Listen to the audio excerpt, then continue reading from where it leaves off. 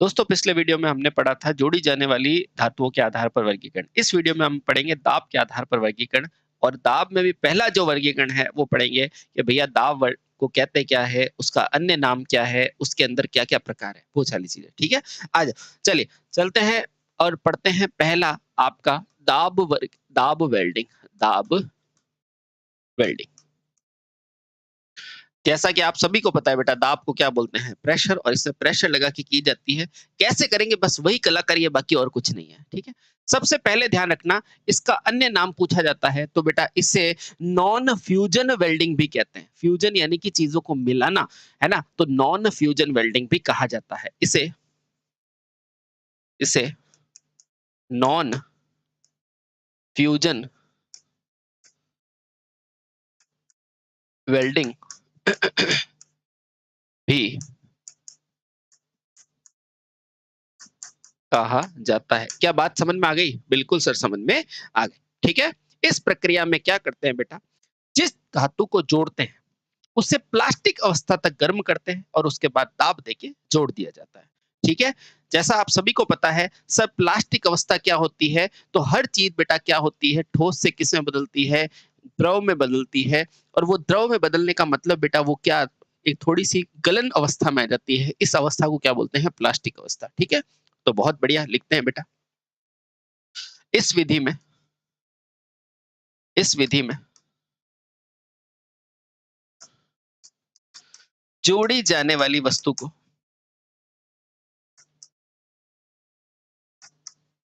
वाली धातु को प्लास्टिक अवस्था, और प्लास्टिक अवस्था क्या होती है, प्लास्टिक अवस्था का मतलब पिघली अवस्था, है ना। प्लास्टिक अवस्था तक तक आने आने पर, प्लास्टिक अवस्था तक आने के लिए क्या किया जाता है बेटा, गर्म किया जाता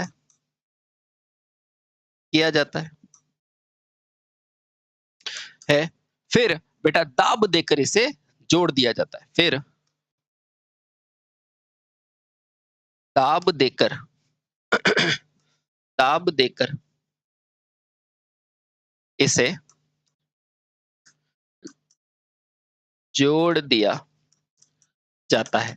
अब ध्यान रखना बेटा, एक बार जब गर्म करोगे ना, उस समय इसको क्या करते हैं, प्लास्टिक अवस्था प्राप्त करते हैं, यानी पिघलाते हैं। और जैसे ही बेटा इसको जोड़ दोगे उसके बाद बेटा गर्म करना बंद करते हैं। फिर जैसे जैसे ठंडा होगा वो चीजें चिपक जाती है। और इसी प्रकार बेटा क्या हो जाएगा गर्म अवस्था के बाद बेटा ये क्या हो जाएगा, इसी प्रकार जोड़ देने के बाद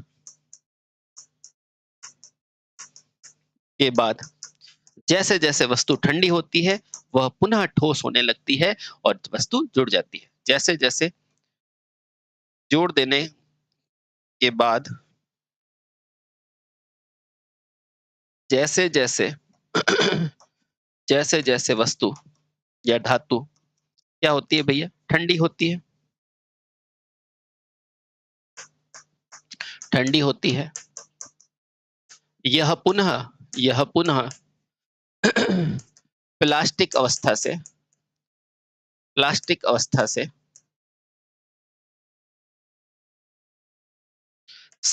किस में आ जाती है, ठोस में आ जाती है। ठोस में आ जाती है तथा वस्तु जुड़ जाती है। वस्तु जुड़ जाती है। अब आप खुद बताओ बेटा, क्या यहाँ पर आपने दाब लगाया था? जवाब होगा हाँ, क्योंकि हमने बेटा क्या किया था, वस्तु को जोड़ने के लिए दोनों धातुओं पर दाब लगाया था। अतः इसे क्या बोला जाता है, दाब वेल्डिंग कहा जाता है। क्योंकि हमने वेल्डिंग के लिए किसका प्रयोग किया है भैया, दाब का प्रयोग किया है। दाब यानी कि प्रेशर का प्रयोग किया है। प्रेशर का प्रयोग किया है।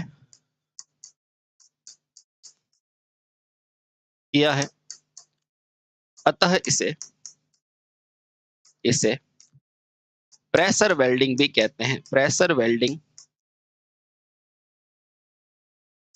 भी प्रेशर वेल्डिंग कहते। बात समझ में आ गई? बिल्कुल सर, समझ में आ गई। अब ध्यान रखना बेटा, अगर इसे प्रेशर करते हैं तो इसके अंदर मूल रूप से अवयव कौन-कौन से होते हैं, या ऐसे करें कि इसमें कौन-कौन सी वेल्डिंग शामिल होती है, तो अब ध्यान रखते हैं।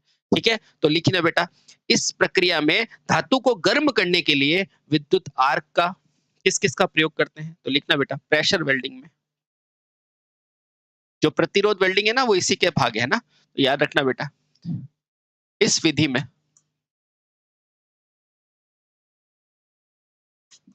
धातु को गर्म करने के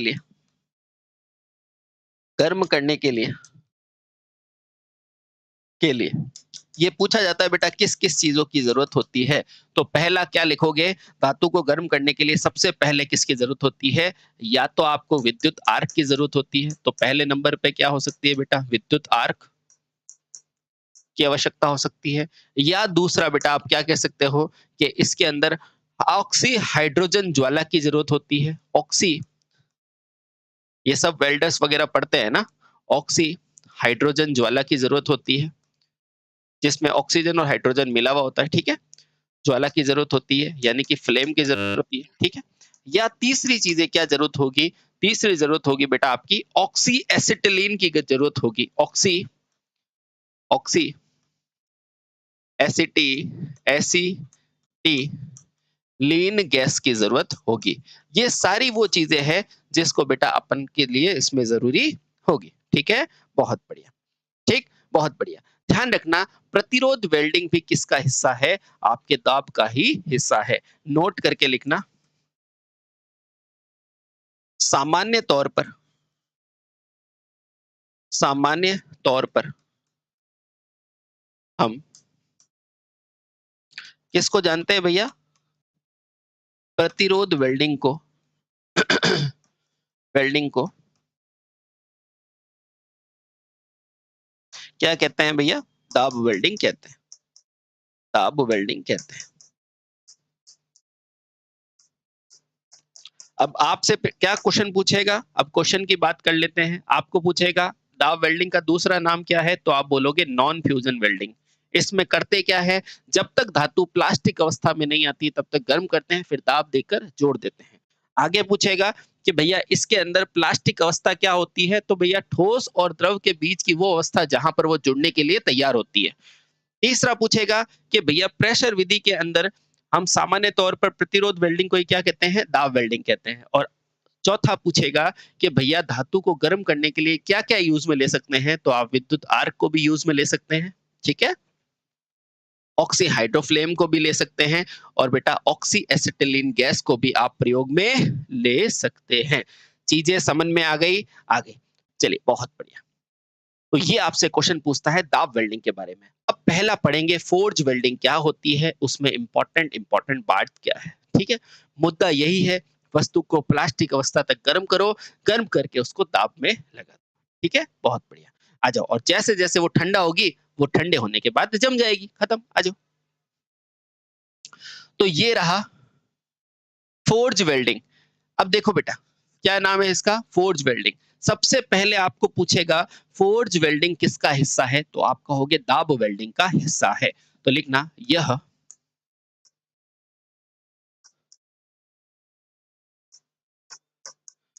दाब वेल्डिंग का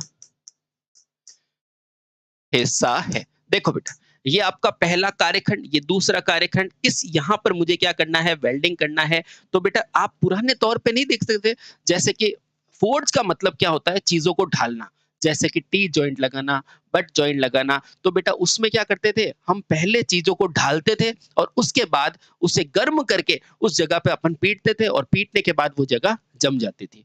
आज भी आप देखते हो लोहार वगैरह, जब आप कोई जो मयान वगैरह या तलवार वगैरह बनाता है ना, तब देखना पहले उसको गर्म करेगा। गर्म करने के बाद वो गर्म होता है, और उसके बाद बेटा जैसे जैसे वो पीट के उसको क्या करता है, एक आकार देता है। उस आकार देने की प्रणाली को क्या कहते हैं, फोर्जिंग कहते हैं। ठीक है?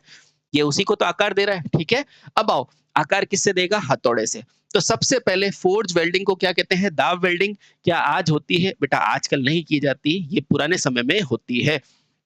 तो अब लिखो बेटा, पहला लिखना, धातुओं को सबसे जोड़ने की पुरानी विधि कौन सी है, तो बेटा फोर्ज विधि है। तो अगला पॉइंट लिखना, यह धातुओं को जहां पर भी आप लोहे को पीटता दिखो ना, आप समझ जाना फोर्जिंग हो रही है ना, ढाला जा रहा है। यह धातुओं को जोड़ने की क्या है बेटा, सबसे पुरानी विधि है, सबसे पुरानी विधि है। क्या बात समझ में आ गई? बिल्कुल सर, समझ में आ गई। इसमें क्या होता है, सबसे पहले धातु को हम एक फर्नेस यानी कि भट्टी में तपाते हैं। इस विधि में इस विधि में सर्वप्रथम धातु को क्या करते हैं बेटा, भट्टी में, और भट्टी को ही क्या बोलते हैं बेटा, फर्नेस, फर्नेस में तपाया जाता है, पाया जाता है। फिर आवश्यकता के अनुसार के अनुसार, उस पर उस पर हथौड़े आदि की मार से, किससे, हथौड़े आदि आदि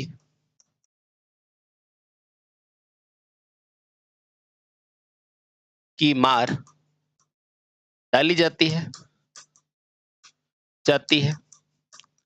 तथा उसे उचित आकार में ढाल दिया जाता है, उचित आकार में ढाल देते हैं। डालते हैं कि नहीं? बिल्कुल, ढालने का मतलब बेटा उसे उसका आकार दे देते हैं, ढाल देते हैं। ठीक है। और आपसे बेटा ये बहुत बार पूछ सकता है कि सबसे पुरानी विधि कौन सी है, तो बेटा फोर्जिंग विधि ही सबसे पुरानी विधि है। ठीक है, बहुत बढ़िया। सर इसमें करते क्या है, करते वही है बेटा, भट्टी द्वारा इसे धातु को गर्म करेंगे जिससे उसकी प्लास्टिक अवस्था आ जाएगी, फिर उस पे दाब देके उसको ढाल दिया जाएगा, ठीक है, या जोड़ दिया जाएगा। ठीक है, तो अगला लिखो बेटा, इस विधि में भी इस विधि में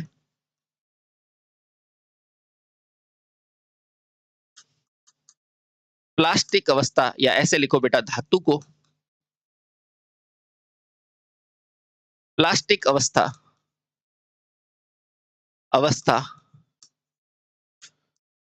में भट्टी के माध्यम में, भट्टी के यानी कि फर्नेस है। भट्टी क्या होती है, जहां पर बेटा कोयला या कुछ भी करके बहुत ज्यादा तापमान क्रिएट किया जाता है ना, भट्टी के माध्यम से धातु को प्लास्टिक अवस्था में भट्टी के माध्यम से लाया जाता है, माध्यम से लाया जाता है।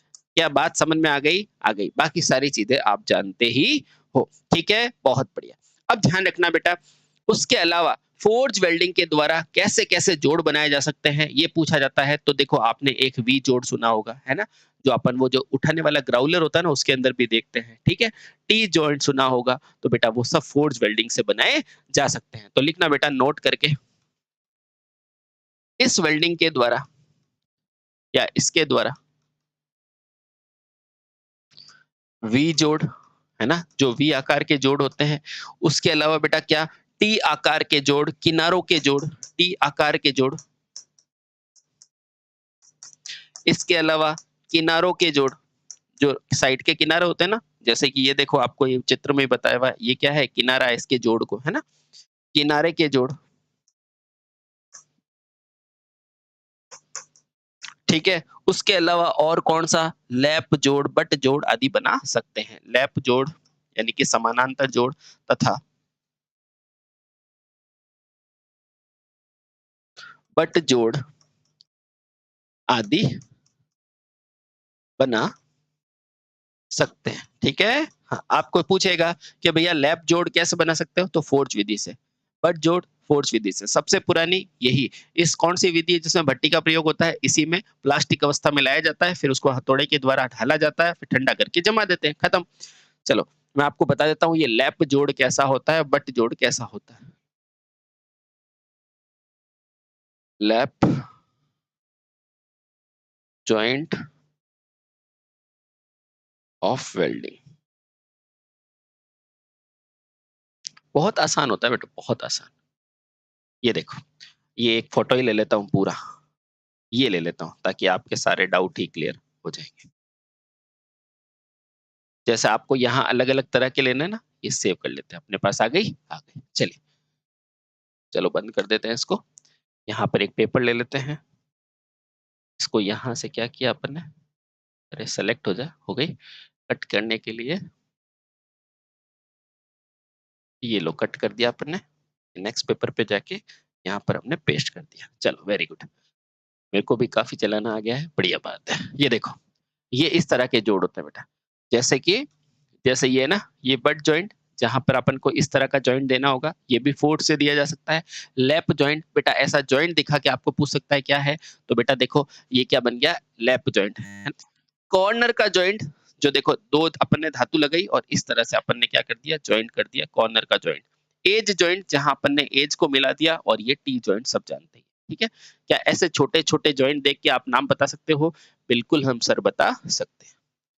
ठीक है? Clear, clear. तो ये मैंने आपके लिए टाइप्स ऑफ वेल्डिंग जॉइंट बता दिए हैं। ये कहाँ मिलेंगे आपको? फोर्ज वेल्डिंग के अंदर आप आसानी से इसे बना सकते हो। दरअसल पहले सब फोर्ज वेल्डिंग ही होती थी, ठीक है? और आज भी आप लोहार वगैरह को देखोगे तो बेटा इस तरह की आपको वेल्डिंग करते वो मिल जाएँगे। बात समझ में आई? आई। चलिए बहुत सही।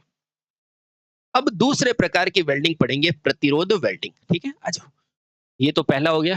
हाँ, अब दूसरा पढ़ते हैं बेटा प्रतिरोध वेल्डिंग। ये तो नॉन प्रेशर है ना? हाँ, प्रतिरोध वेल्डिंग।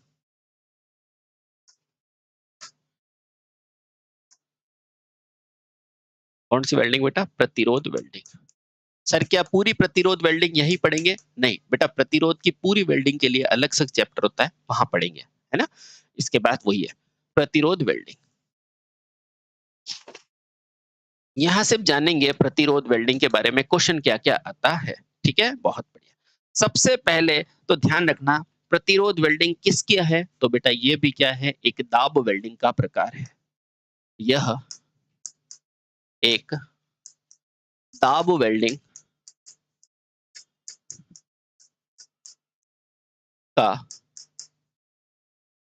प्रकार है। सर इसमें किया क्या जाता है? तो बेटा इसमें भी वही करेंगे। सबसे पहले प्रतिरोध वाले पदार्थ से क्या करेंगे? सबसे पहले जिसकी वेल्डिंग करनी है उसमें विद्युत धारा प्रवाह करेंगे।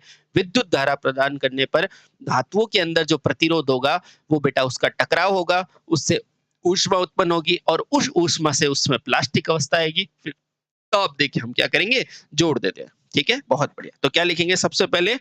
प्रतिरोध वेल्डिंग में क्या भी धातु के कार्यखंड में सबसे पहले क्या की जाती है? विद्युत धारा प्रवाह की जाती है। इस वेल्डिंग में भी इस वेल्डिंग में भी कार्यखंड जिस पर कार्य हो रहा है ना? कार्यखंड पर विद्युत धारा प्रवाह की जाती है। विद्युत धारा प्रवाह करते हैं,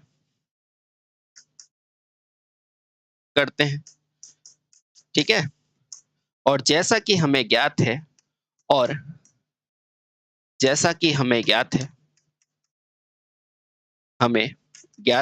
बेटा आपको क्या ज्ञात है कि सभी धातुएं बेटा किससे बनी हुई है? मूल रूप से पदार्थ से बनी हुई। ठीक है? बहुत बढ़िया।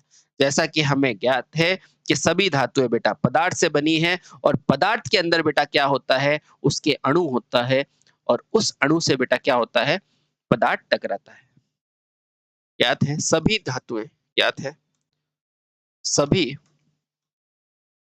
धातुएं में क्या होता है? अपना प्रतिरोध होता है, अपना आंतरिक प्रतिरोध होता है। प्रतिरोध होता है। इस प्रतिरोध के कारण प्रतिरोध यानी कि बेटा बाधा है ना? और इस प्रतिरोध यानी बाधा के कारण यानी कि बाधा के कारण क्या हो जाता है बेटा? पदार्थ गर्म हो जाता है। पदार्थ गर्म हो जाता है। अब ध्यान रखना बेटा जैसे जैसे पदार्थ गर्म होगा वैसे वैसे क्या होगा? उसके अंदर प्लास्टिसिटी आने लगेगी, उसके अंदर प्लास्टिक क्षमता आने लगेगी, यानी पिघलने लगेगा और फिर उसको दाब लगा के जोड़ दिया जाएगा। ठीक है? अब ध्यान रखना जैसे जैसे बेटा तापमान बढ़ता है प्लास्टिक अवस्था प्राप्त कर लेता है। जैसे जैसे जैसे जैसे धातु का तापमान बढ़ता है, धारा प्रवाह की है ना, हाँ, धातु का तापमान बढ़ता है, या ऐसे लिखो बेटा, जैसे जैसे प्रतिरोध के कारण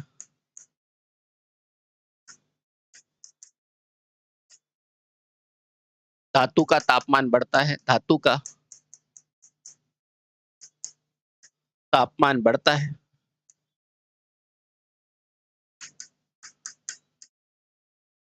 धातु में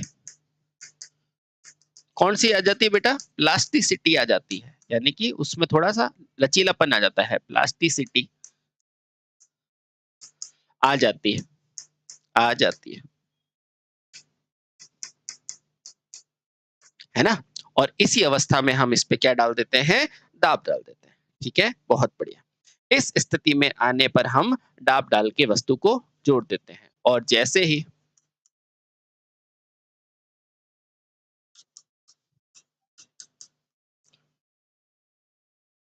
प्लास्टिसिटी प्राप्त होती है, किसकी, धातु की प्राप्त होती है,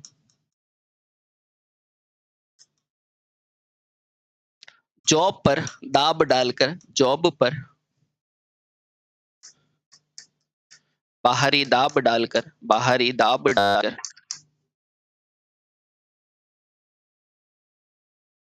वस्तु को जोड़ दिया जाता है, वस्तु को, या ऐसे कह सकते हैं बेटा, जॉब को जोड़ दिया जाता है, जॉब को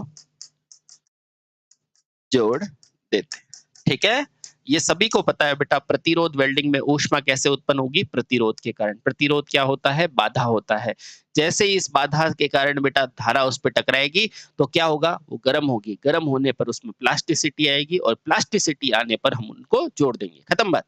अब पूछा जाता है कि ऐसा कार्यक्रम के लिए कौन कौन रेस्पॉन्सिबल होगा, या आपको पूछेगा कि जो प्रतिरोध वेल्डिंग है, इस वेल्डिंग के प्रयोग से क्या होगा, तो बोलना बेटा, गैस रोधी, जंग रोधी, वायु रोधी और वाष्प रोधी जॉइंट बनते हैं। क्या लिखोगे, सबसे इंपॉर्टेंट बात ये है, बॉक्स बनाओ और मैजिकल बॉक्स में लिखो, नोट करके लिखना, ज्ञात रहे, ज्ञात रहे। आपको पता है ये ज्यादा क्यों पसंद करते हैं, क्योंकि प्रतिरोध वेल्डिंग द्वारा, वेल्डिंग द्वारा कौन सा जोड़ बनता है बेटा, जंग रोधी, यानी कि जहां पर जंग नहीं लगता है ना, कौन सा जॉइंट बनता है बेटा, जंग रोधी, गैस रोधी, वायु रोधी, गैस रोधी जहां गैस का भी प्रभाव कम होता है, तथा वायु रोधी, यानी कि एक बार लगने के बाद उसके अंदर वायु की संभावना भी बेटा कम होती है, वायु रोधी जोड़ का क्या होता है, निर्माण होता है, निर्माण होता है। क्या मेरी बात समझ में आ गई, बिल्कुल आ गई है ना। इसके अलावा बेटा एक शब्द और लिख दो, वाष्परोधी, वाष्परोधी। ठीक है, ये सारे पूछा जाता है कि निम्न में से कौन सी वेल्डिंग है जहां जंग रोधी, वाष्प रोधी, नमी रोधी चीजें बनेगी, तो बेटा वो है प्रतिरोध वेल्डिंग, और प्रतिरोध वेल्डिंग दाब वेल्डिंग होती है। ठीक, बहुत बढ़िया। उसके अलावा सबसे पुरानी कौन सी है, फोर्ज वेल्डिंग। याद हो गया, बिल्कुल सर, यहाँ की यहाँ हमें चीजें याद हो चुकी है। चलिए अब दूसरे प्रकार की जो पढ़ते हैं, इतना आपको पढ़ना है किसमें, दाब प्रकार की वेल्डिंग में। सर प्रतिरोध तो बहुत प्रकार के होते हैं, तो बेटा उसके लिए अलग से चैप्टर आता है जहां पे हम पूरा डिटेल से पढ़ेंगे, अभी क्वेश्चन की दृष्टि से हम देख रहे हैं। ठीक है, अब दूसरा है नॉन प्रेशर, जहां पर बिना दाब की चीजें प्रयोग में ली जाएगी, यानी कि हम दाब नहीं डालेंगे उस पर। आओ, तो दूसरा है बेटा फ्यूजन या फिर नॉन प्रेशर वेल्डिंग, बहुत बढ़िया है, आ जाओ। तो सबसे पहले ध्यान रखना, जैसा कि आपको पता है बेटा, प्रेशर वेल्डिंग को हमने क्या बोला था, ये देखो बेटा, दाब वेल्डिंग को क्या बोलते हैं, नॉन फ्यूजन, यानी कि इसमें चीजें फ्यूज नहीं होगी। ठीक है, इसलिए तो जंगरोधी बनेगी। अब देखना बेटा, इसका नाम क्या है, ये देखो, नॉन प्रेशर वेल्डिंग को क्या कहते हैं बेटा, फ्यूजन वेल्डिंग। तो लिखना पहला पॉइंट, इसे इसे फ्यूजन वेल्डिंग भी कहा जाता है, वेल्डिंग भी कहा जाता है? ये सिंपल सा क्वेश्चन पूछा जाता है, ध्यान रखना, कहा जाता है। अब देखो बेटा, फ्यूजन क्यों? क्योंकि ये एक पदार्थ है, ये दूसरा है और यहाँ पर मैं फ्यूजन द्वारा धातु को जोड़ना, बेटा इसको पिघलाया जाता है, पर्टिकुलर इस जगह को पिघलाकर और यहाँ पर इसे जोड़ दिया जाता है। ठीक है? इस सतह को पिघलाओगे, इसको पिघलाओगे, यहाँ पर कोई भी फिलर डालोगे और इसको जोड़ दोगे। ठीक है?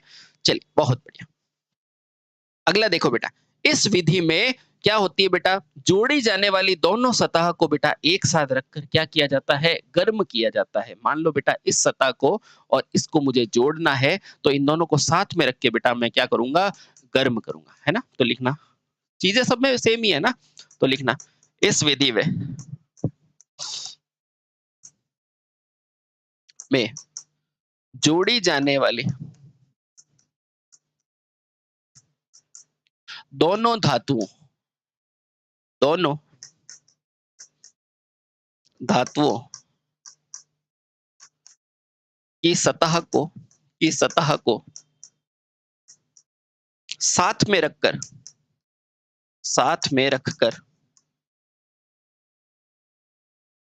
क्या किया जाता है बेटा, गर्म किया जाता है, गर्म किया जाता है। सर गर्म करने पर क्या होगा, आप सभी को पता है बेटा, जैसे ही गर्म करके करोगे तो बेटा वो क्या हो जाएगा ये वाला एरिया क्या हो जाएगा, पिघल जाएगा और इस पिघले हुए चीजों को जोड़ दिया जाएगा। ठीक है? और जैसे ही सतह पिघलेगी सतह पिघलेगी पिघलेगी क्या इसमें दाब देंगे? नहीं। जैसे ही सतह पिघलेगी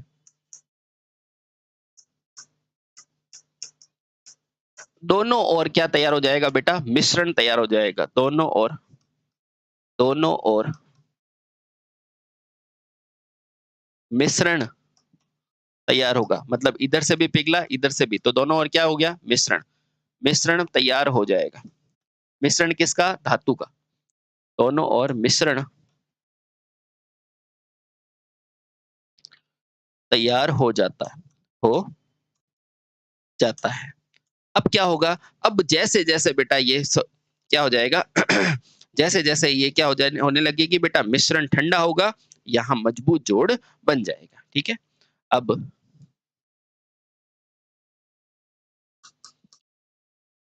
जैसे जैसे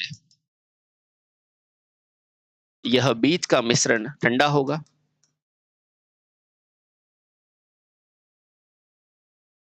ठंडा होगा, दोनों सतह पर मजबूत जोड़ बन जाएगा। दोनों सतह के बीच मजबूत जोड़ बन जाता है, बन जाता है। क्लियर? यस सर, बिल्कुल क्लियर। ठीक। अब ध्यान रखना बेटा, इसमें भी यही पूछा था कि इस विधि में जो आप ये गर्म कर रहे हो ना, वो गर्म किससे कर रहे हो? तो यह ध्यान रखना, यहाँ बहुत इंपॉर्टेंट क्वेश्चन बनता है। वापस देखो क्वेश्चन बेटा, सिर्फ बॉक्स में से आएगा, ध्यान रखना। इस विधि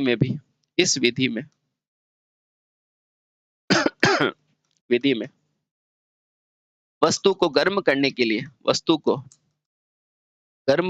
लिए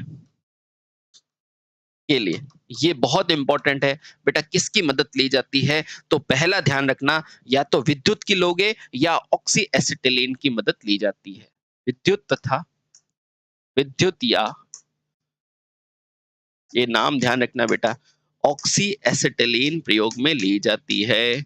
ऑक्सी एसिटिलीन प्रयोग में लेते हैं। ठीक है? बहुत बढ़िया। ये नाम मैंने आपको पहले भी लिखाया है ना, ये देखो, ऑक्सी एसिटिलीन, पिछले वीडियो में लिखाया होगा, है ना? ये देखो बेटा, गर्म करने के लिए विद्युत आर्क, हाइड्रो और ऑक्सी एसिटिलीन, है ना? ये बहुत इंपॉर्टेंट नाम है, इसलिए फिर से कह रहा हूँ बेटा, ये चीजें आप मिस मत करना। तो ये रहा आपका, इस विधि में गर्म करने के लिए क्या करते हैं, विद्युत या ऑक्सी एसिटिलीन प्रयोग में ली जाती है। बात समझ में आई? बिल्कुल समझ में आ गई। ठीक है? इसके बाद जो अगले प्रकार का जो इसका हिस्सा है उसमें पहला क्या है? Arc welding. क्या है बेटा? Arc welding. थोड़ा-सा जानते हैं बेटा आर्क वेल्डिंग क्या होती है? ये हो गया क्या? हाँ, चलिए ये फ्यूज़न हो गया। यहाँ समझते हैं पहली आर्क वेल्डिंग। Arc welding. अब आर्क में भी अलग-अलग नाम होता है आपको पता हो तो, है ना? Tungsten, metal, carbon arc, fusion, है ना? ऐसे-ऐसे 10 नाम है बेटा, वो सारे नाम आपको याद होने चाहिए टू द पॉइंट, है ना? करते सेम वही है। इस विधि में बेटा आपको पूछेगा इसमें कौन-सी विधि प्रयोग में लेते हैं? तो इसमें भी ताप्य विधि प्रयोग में ली जाती है। तो पहला लिखना बेटा इस प्रकार की वेल्डिंग में ताप्य विधि अपनाते हैं। इस प्रकार की कि वेल्डिंग में कौन-सी विधि? तापीय विधि यानी कि ताप देकर हीट करने की विधि, ताप्य विधि अपनाते हैं।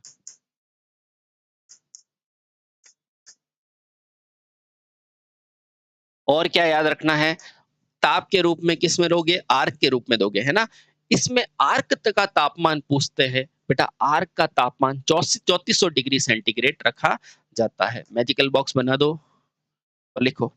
इस विधि में जो आर्क का तापमान होता है वो 3400 डिग्री तक पहुंचाते हैं। फिर बेटा धातु को गलाते हैं। इस विधि में यानी कि आर्क विधि में धातु को गलाने के लिए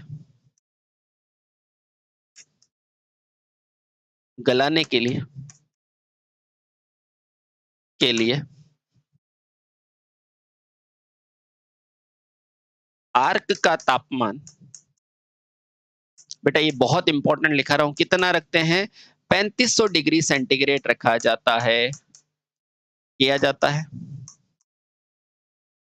है पहला पॉइंट ये पूछेगा और दूसरा पॉइंट ये पूछेगा कि जो आपने धातु को गलाई है ना इससे क्या कहोगे बेटा गलाने को बोलते हैं मेल्ट होना तो इसे मेल्टन पूल भी कहा जाता है तो लिखना बेटा इस प्रकार गली हुई इस प्रकार पिघली हुई धातु से क्या बनाया जाता है मेल्टन पूल बनाया जाता है ठीक है बहुत बढ़िया मोल्टन पूल इस प्रकार पिघली हुई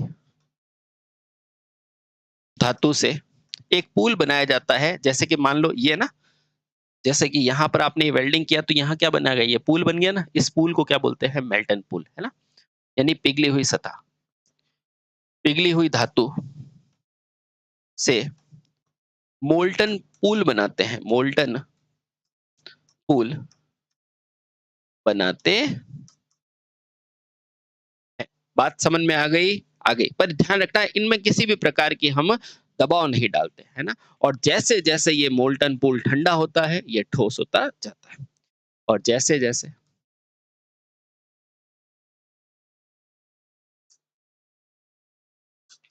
यह मोल्टन अवस्था ठंडी होती है यानी पिघली अवस्था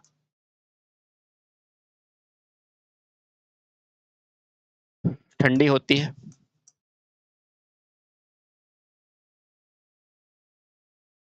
जोड़ क्या हो जाता है बेटा जोड़ मजबूत होता जाता है जोड़ मजबूत हो जाता है उम्मीद करते हैं बेटा यहाँ तक बहुत आसानी से आपको चीजें समझ में आ गई होगी ठीक है बहुत बढ़िया अब ध्यान रखना क्योंकि ये आर्क वेल्डिंग है तो आर्क किससे उत्पन्न करोगे तो आर्क उत्पन्न करने के लिए इलेक्ट्रोड काम में लेंगे और इलेक्ट्रोड कैसे होने चाहिए धातु के होने चाहिए ठीक है वेरी गुड तो लिखो क्योंकि यह आर्क वेल्डिंग है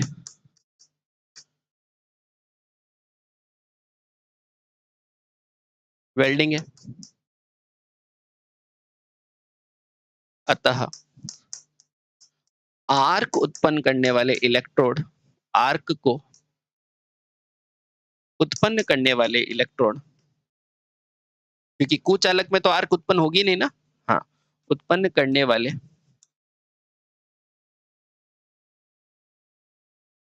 इलेक्ट्रोड कैसे होने चाहिए सामान्यतः धातु के होने चाहिए धातु के होने चाहिए। अब समझ में आया बेटा टंगस्टन आर्क क्यों बनती है ना? मेटल आर्क है ना? धातु के होने चाहिए।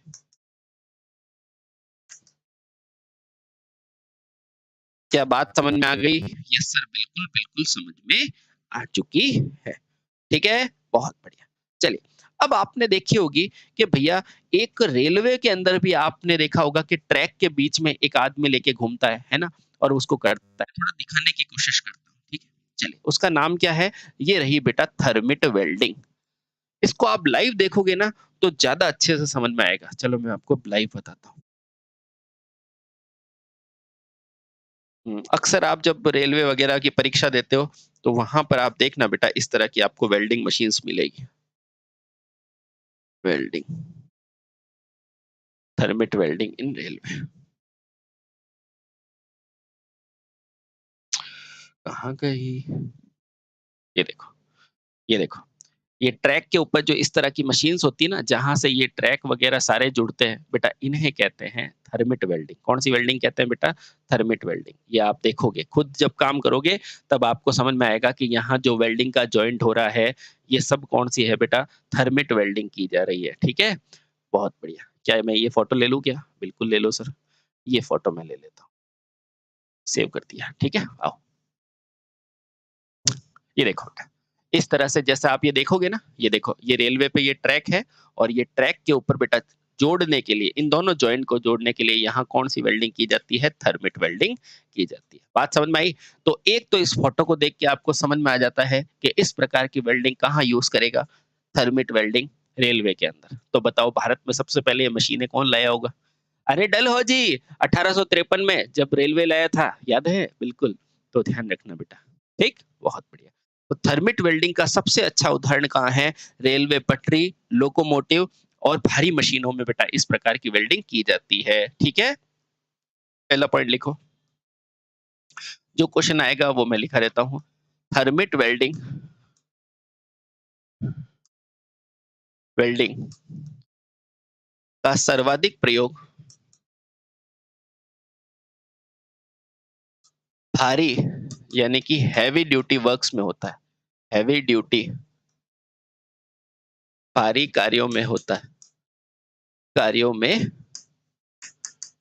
है, जहाँ पर बहुत सारे वज़न एक साथ लगता है, ठीक है? तो ध्यान रखना जैसे कि रेलवे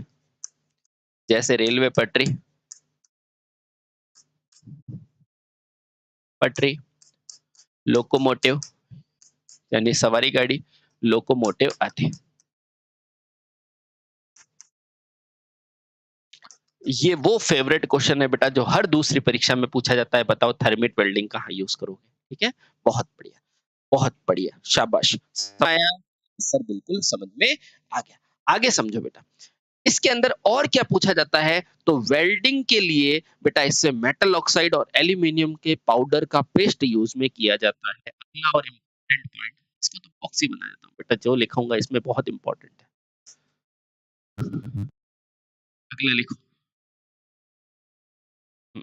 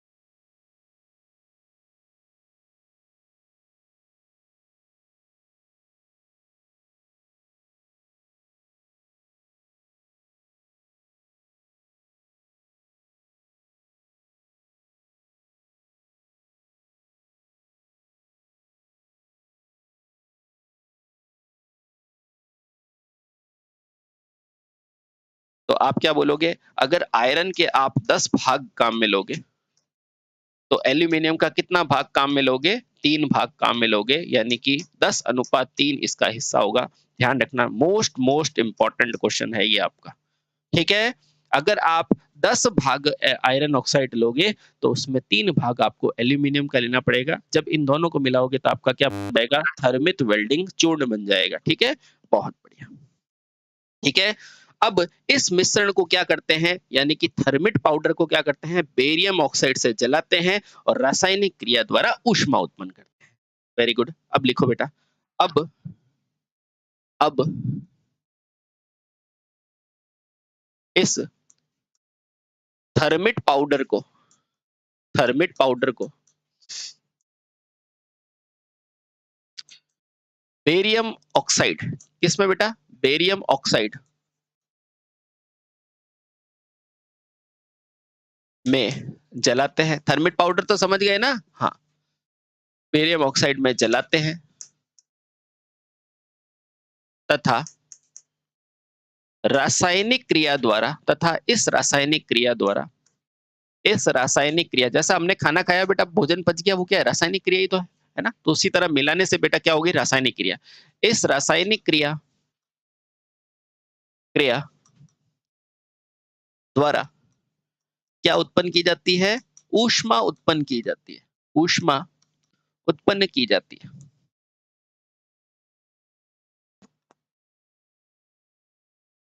की जाती है। अब देखो बेटा, जैसे ही रासायनिक क्रिया द्वारा ऊष्मा उत्पन्न की, और इससे क्या हो जाएगा बेटा?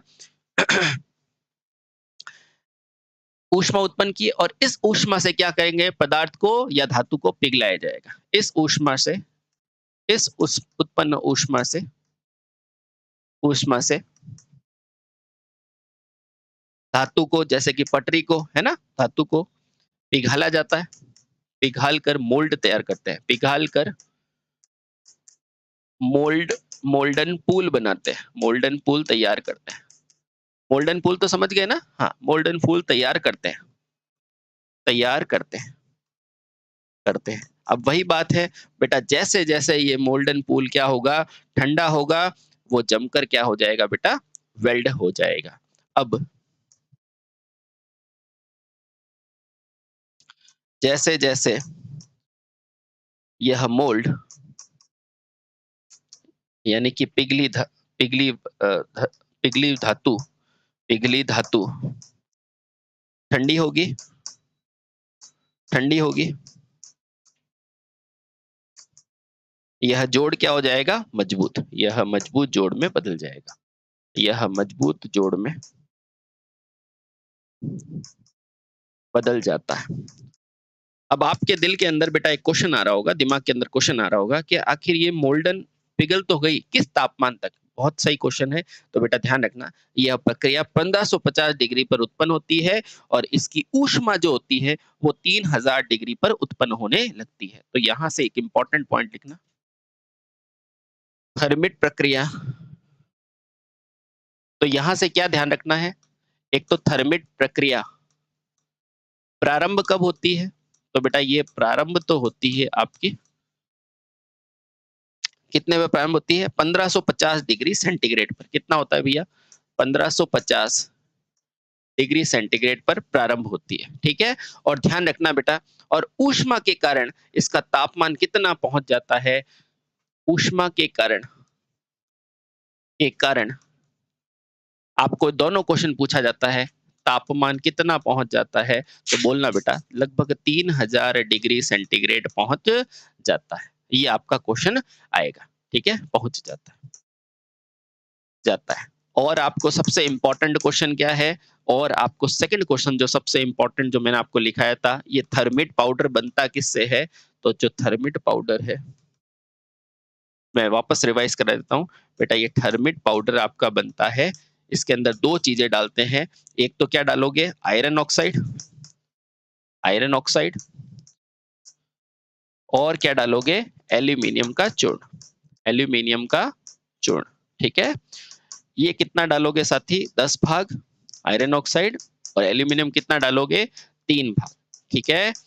और उसके अलावा ध्यान रखना सबसे इम्पोर्टेंट, इसको यूज़ कहाँ करते हैं? तो बेटा इसे यूज़ करते हैं रेलवे लोकोमोटिव्स आदि में।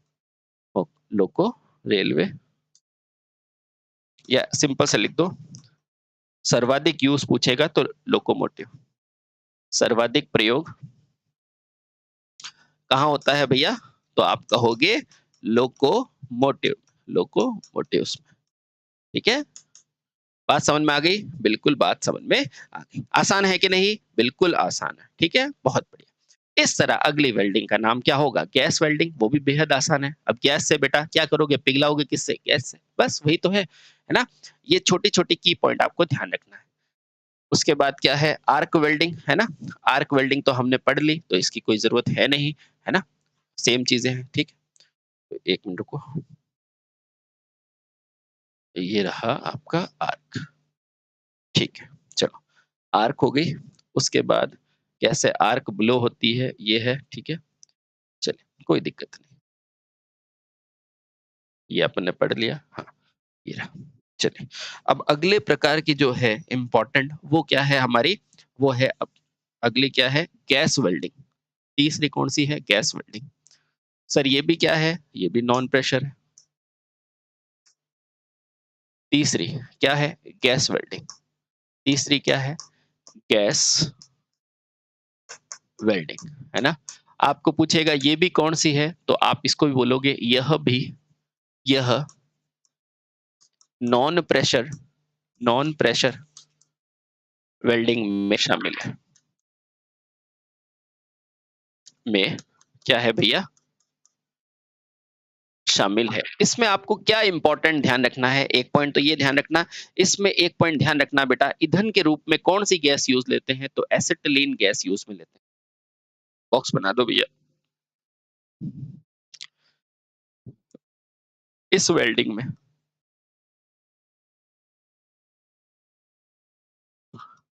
ईंधन के रूप में ईंधन के रूप में क्या यूज़ में लेते हो? एसिटिलीन गैस का प्रयोग किया जाता है। एसिटिलीन, ये वो पॉइंट है जो सीधे-सीधे नंबर दिलाते हैं ना? एसिटिलीन गैस प्रयोग में लेते हैं। प्रयोग में लेते हैं। बात समझ में आ गई? यस सर, बिल्कुल बात समझ में आ गई। ठीक है? बहुत बढ़िया। ठीक है? अब दूसरा क्वेश्चन, इसमें एसिटिलीन गैस क्यों लिया जाता है? क्योंकि बेटा एसिलीन गैस आसानी से जल जाता है और ये बेटा अंत में ये किसका काम कर लेता है? ऑक्सीजन का काम करता है, क्योंकि जलाने के लिए क्या चाहिए? ईंधन, ऊष्मा और ऑक्सीजन। ठीक है? बहुत बढ़िया। नोट करके लिखना। इसमें एसिटिलीन गैस इसलिए प्रयोग की जाती है, इसलिए प्रयोग करते हैं क्योंकि यह आसानी से जलकर ऑक्सीजन का काम करती है। ऑक्सीजन का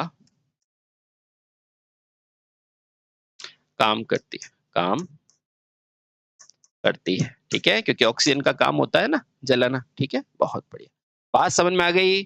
बहुत बढ़िया, ठीक है? और बाकी सेम टू सेम प्रोसेस है, इसमें भी बेटा पहले इस गैस के द्वारा ईंधन को जलाया जाता है, मतलब धातु को जलाया जाता है, मोल्ड बनाया जाता है, फिर मोल्ड ठंडा होके जम जाता है, ठीक है?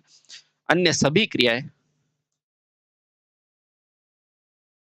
अन्य सभी क्रियाएँ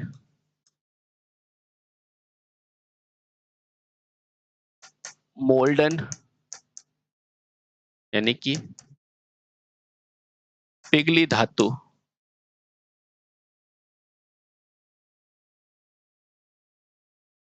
को ठंडा करके वेल्ड करने की ही है। यानी सभी क्रियाएं मोल्डन धातु को ठंडा करके वेल्ड करने की ही है। ठीक है? चलिए बहुत बढ़िया। इसके बाद अगली कौन-सी आती है इलेक्ट्रॉन बीम। इसमें आप क्या करोगे, आजकल बेटा अपन क्या करते हैं जैसे बहुत छोटे पन पे आ रहे हैं, तो आजकल पहले तो पथरी का ऑपरेशन कितना मुश्किल से होता था। आजकल छोटी अगर पथरी है तो अपन क्या करते हैं लेज़र ऑपरेशन कर देते हैं ना, बिना चीड़ा-फाड़ी के, है ना? तो वही अब है इलेक्ट्रॉन बीम, इसको गर्म किससे करोगे? इलेक्ट्रॉन बीम से, और लेज़र में किससे करोगे? लेज़र से। बस यही है, आ जाओ। बस इसमें कुछ डेटा है वो ध्यान में रखना है। तीसरा पढ़ेंगे इलेक् तीसरा नहीं चौथा, इलेक्ट्रॉन बीम विधि। इलेक्ट्रॉन बीम वेल्डिंग, है ना? सेम टू सेम प्रोसेस है, पर इसमें कुछ डेटा है वो ध्यान में रखना, है ना? वो डेटा मैं लिखा देता हूँ, ठीक है? इस विधि में बेटा ताप और इलेक्ट्रॉन की ऊर्जा के द्वारा किया जाएगा, है ना? या सिंपल सा ध्यान रखना बेटा, इस विधि में गतिज ऊर्जा किसमें बदल जाएगी? ऊष्मीय ऊर्जा में बदल जाएगी, ठीक है? बहुत बढ़िया। यहाँ पॉइंट करके लिखता हूँ। वास्तव में इस विधि में इलेक्ट्रॉन की गतिज ऊर्जा को इलेक्ट्रॉन की गतिज ऊर्जा को गतिज ऊर्जा को किसमें बदला जाता है बेटा? तापीय ऊर्जा में बदला जाता है, में बदला जाता है ना? यह तापीय ऊर्जा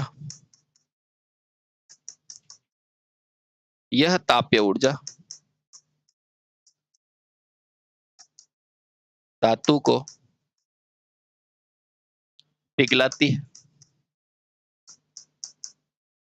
या मोल्ड बनाती है मोल्ड बनाती है तथा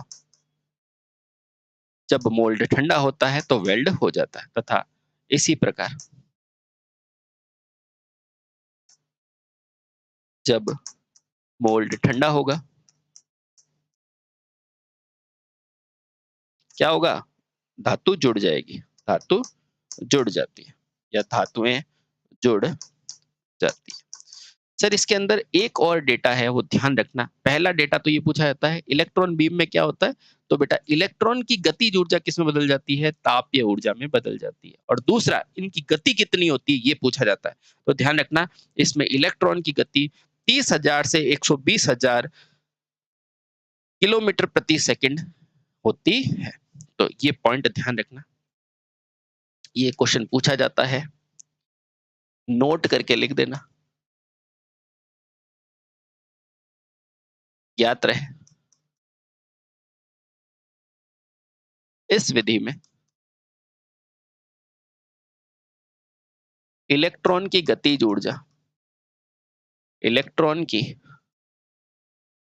गति कितनी होती है? 30,000 से कितना? 120,000, और आगे ध्यान रखना क्या लिख रहा हूं? किलोमीटर किलोमीटर प्रति मिनट या घंटे?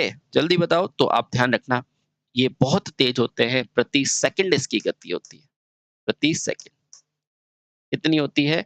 30,000 से 120,000 किलोमीटर प्रति सेकंड होती है, अर्थात बहुत तेज होती है। ये क्वेश्चन पूछा जाता है बहुत सारे एग्जामों में, ठीक है? समझ में आया? आ गया, ठीक है? बहुत सही। अब सर इस विधि द्वारा कौन-कौन सी धातु को जोड़ते हैं? तो भैया आपका देखो एक गति देखो, 30,000 से 120। एल्यूमीनियम को जोड़ोगे तो बेटा चीज़ों को तोड़ देगा, ठीक है? मतलब एल्यूमीनियम तो हल्की धातु होती है, तो हल्की से इसका जोड़ मत करना, इतनी ऊर्जा चाहिए, यानी कि इसका जोड़ भी बेटा कैसा होगा? मजबूत चीज़ों को जोड़ेगा, और मजबूत कौन है? टंगस्टन, है कि नहीं? तो आंसर क्या हो जाएगा? टंगस्टन, मोलिब्डेनम, कैडमियम और टाइटेनियम जैसी धातुओं से जोड़ा जाता है, ठीक है? इससे मजबूत चीजें, मजबूत धातु जैसे टाइटेनियम, नियम, मोलिब्डेनम, मोलिब्डेनम,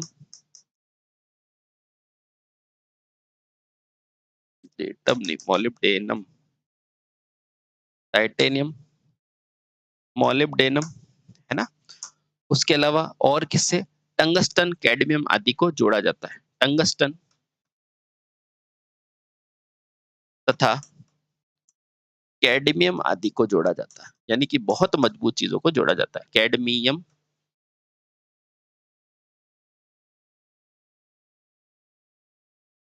को जोड़ते हैं। मजा आ रहा है ना? बिल्कुल मजा आ रहा है ना? क्योंकि बेटा स्पीड ही इतनी ज्यादा है ना? तो पतली चीजें तो क्या जोड़ोगे, इससे मजबूत चीजें ही जोड़ी जाती है। जैसे टाइटेनियम है, मोलिब्डेनम है, टंगस्टन है, कैडमियम आदि चीजों को जोड़ा जाता है। अगला क्या है? मान लो बेटा और पतली चीजें चाहिए तो हम क्या यूज करेंगे? लेजर बीम वेल्डिंग विधि। बहुत आसान। चलिए तो अगला पढ़ते हैं, laser beam welding. Laser beam welding, ठीक है, बहुत आसान है। ठीक है, इसमें भी कुछ डेटा है वो मैं आपको लिखाऊंगा। ठीक है, अब देखो बेटा, इस विधि में बाल से भी पतले व्यास के लेजर बीम को धातु पर केंद्रित करके धातु को पिघलाया जाता है। तो लिखना बेटा, इस विधि में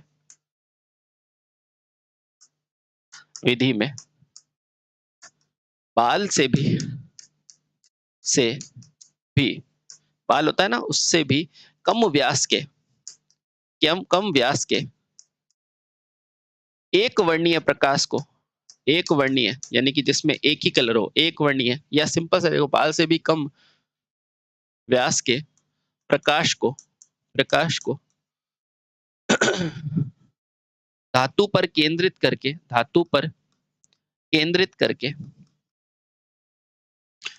करके वेल्ड करने वाली सतह वेल्ड करने वाली सतह को क्या किया जाता है बेटा? पिघलाया जाता है। सतह को पिघलाया जाता है। बाकी सारी चीजें सेम टू सेम पे, जैसे जैसे ठंडी होगी वो जम जाएगी। ठीक है, बहुत बढ़िया। अब आपको डेटा क्या ध्यान रखना है? इसमें ध्यान रखना, एक बीम अगर 1 वर्ग सेंटीमीटर है तो वो कई वाट की शक्ति उत्पन्न कर देती है। तो यहाँ नोट करके लिखना। एग्जैक्ट डेटा तो आपको नहीं पूछता, लेकिन फिर भी ध्यान रखना, इसमें यदि बीम कितना है बेटा? 1 वर्ग सेंटीमीटर है, ठीक है, सेमी है, तो भी वह कई वाट यानी कि हजारों वाट है ना, तो कई वाट की शक्ति उत्पन्न कर देती है, कर सकती है। अब आप कहोगे सर कई का मतलब क्या है? तो बेटा आपको क्वेश्चन आएगा, 1 वर्ग सेंटीमीटर की बीम है, आपको कितने वाट देगी? थोड़े वाट, कम वाट, ज्यादा वाट, बहुत ज्यादा। तो आंसर क्या हो जाएगा? बहुत ज्यादा। ठीक है, इस तरह के क्वेश्चन। ठीक है, बहुत सही। अब मुझे केवल बता दो, जब 1 वर्ग सेंटीमीटर से भी क्या है बेटा? पतली प्रकाश है, तो इसका प्रयोग कहाँ करोगे?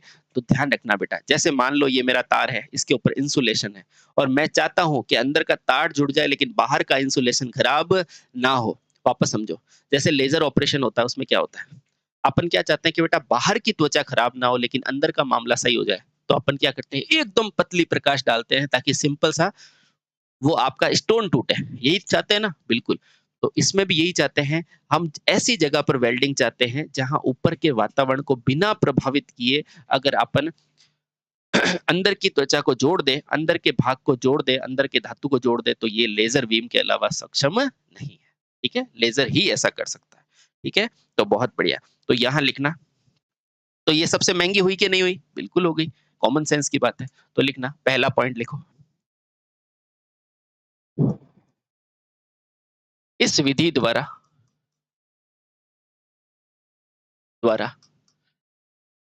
धातु के बाहर के इंसुलेशन को प्रभावित किए बिना, इंसुलेशन यानी कि कुचालक आवरण को, है ना, इंसुलेशन को प्रभावित किए किए बिना